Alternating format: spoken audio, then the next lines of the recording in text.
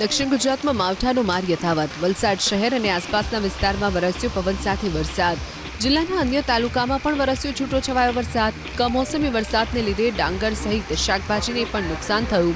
છેલ્લા ઘણા દિવસથી વરસાદી માહોલ રહેતા જનજીવન પણ પ્રભાવિત થયું છે, તો ખેડૂતોને પણ પાક નુકસાનીની ચિંતા સતાવી રહી છે.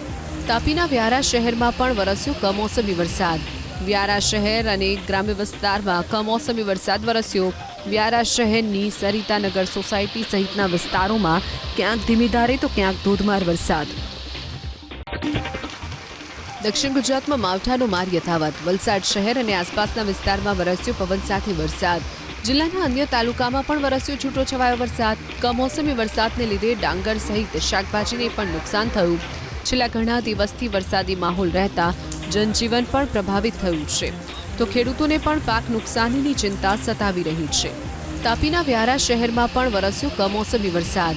વ્યારા શહેર અને ગ્રામ્ય વિસ્તારમાં કમોસમી વરસાદ વરસ્યો. વ્યારા શહેરની સરિતાનગર સોસાયટી સહિતના વિસ્તારોમાં ક્યાંક ધીમી ધારે તો ક્યાંક ધોધમાર વરસાદ.